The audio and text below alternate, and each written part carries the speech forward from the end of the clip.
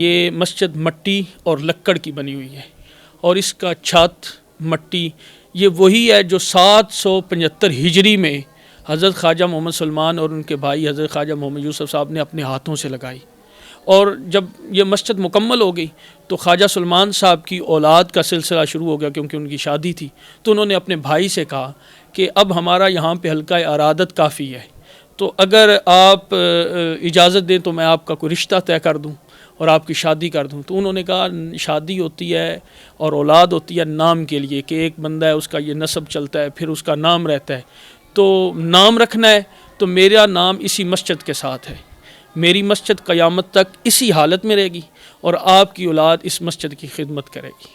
تو 775 ہجری میں یہ مسجد تعمیر کی گئی۔ اس وقت سے لے کر آج تک اس مسجد کو دوبارہ نہیں بنایا گیا، نہ گری ہے۔ مانگڑ 3 مرتبہ مختلف حادثات کی وجہ سے ختم ہوا ہے، لیکن یہ مسجد اسی حالت میں رہی ہے۔ اس مسجد کی بہت ساری کرامتیں ہیں۔ اس مسجد کو جلانے کے لیے سکہ شاہی کے دور میں ایک سازش کی گئی کہ یہ گر جائے گی، جل جائے گی، چھت گر جائے گا تو مسجد شہید ہو جائے گی۔ جب سکہ شاہی کا دور تھا، ہندوستان اور پاکستان کی تقسیم تھی، تو اسی دوران اسی مسجد کو آگ لگانے کی کوشش کی گئی۔ یہاں دھواں تو پیدا ہوا لیکن آگ نہیں لگی، اور آپ دیکھتے ہیں چھت جو ہے وہ اس میں بلیک تو ہوا ہے لیکن جلا نہیں ہے۔ سیم اسی کی ہر وہ چیز جو چھت کی ہے جو پہلے دن ڈالی گئی ہے 775 ہجری میں، وہی سیم موجود ہے۔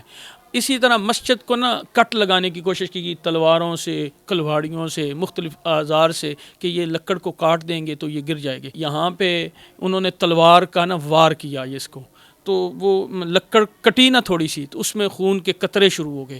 جب انہوں نے خون دیکھا تو وہ لوگ ڈر گئے۔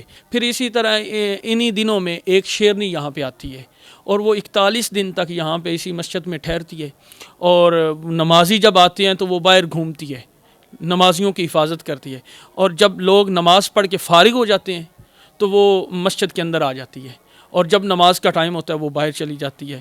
وہ اللہ تعالیٰ نے اس مسجد کی حفاظت کے لیے ایک ایسے جانور کا انتخاب کیا کہ جس کا خوف اور ڈر بھی لوگوں کے درمیان موجود ہو، اور اس کے ذریعے سے اللہ تعالیٰ اپنے گھر کی حفاظت بھی فرما لے۔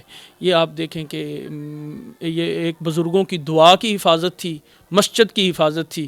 میں ان کی 12ویں پشت میں سے ہوں، اور آج کل اس مسجد کی خدمت کی ڈیوٹی ایز اے خادم میرے ذمے ہے۔